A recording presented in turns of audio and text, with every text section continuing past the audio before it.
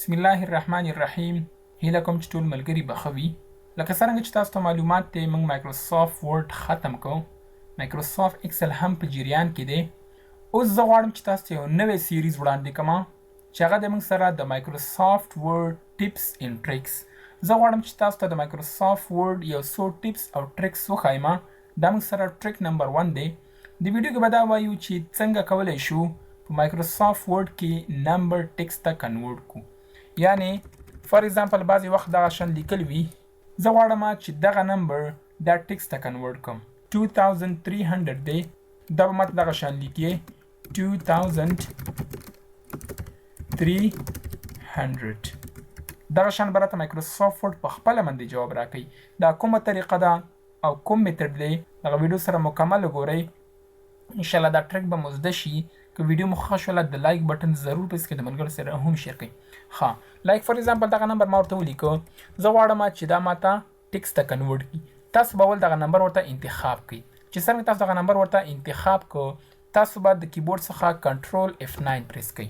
چې څرنګه تاسو کنټرول F9 پرېس کړو، تاسو به هلته ایز ایکول ټو ورته ولیکئ. چې څرنګه مو ایز ایکول ټو ولیکئ، اینډ ته به راشئ. اینډ کې به بیک سلیش ورته واچوئ، سټیرکس به ورته واچوئ او کار ټیکسټ به ورته ولیکئ.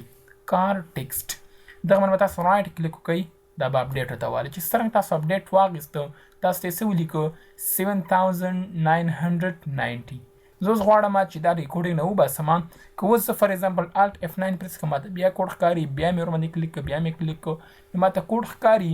زه غواړم چې دا کوډ دې ماته نه ښکاري. زه به دا ورته انتخاب کړم، کنټرول C کاپي به کړم، انټر دلته به راشم، دې ځای کې به پیسټ ویلیو کې مې پیسټ سپیشل او دې کې به راشم ورته unformatted. دا مې اوکې ورباندې کلیک کړه. ګوره موږ ته unformatted راغی، یعنې موږ ته ویلیو راته پیسټ شوله. یوه بله طریقه هم شته دی چې تاسو د شارټکټ په ترو باندې دغه ټیکسټ څه کوئ، دغه ټیکسټ تاسو ویلیو کوئ، چې هغه طریقه موږ سره د شارټکټ طریقه ده. کله چې موږ دا ټیکسټ ورته انتخاب کړو، زه غواړم چې دغه ټیکسټ یې ماته ویلیو ته کنورټ شي. زه به د کیبورډ څخه کنټرول شفټ F9 پرېس کړم. چې څرنګه ما کنټرول شفټ F9 پرېس کړ، نو ماته اټومیټیکلی دا ویلیو ته کنورټ شو. زه الټ F9 پرېس کوم، ماته به اوس دا ویلیو وي او دا به راته کوډینګ نه وي، پی سي ډو کوډ به راته دا نه وي. هیله کوم چې په دې ټریک باندې پوه شوي یاست. که دغه ویډیو مو خوښ شوي، د لایک بټن ضرور پرېس کړئ او د ملګرو سره هم شیر کړئ.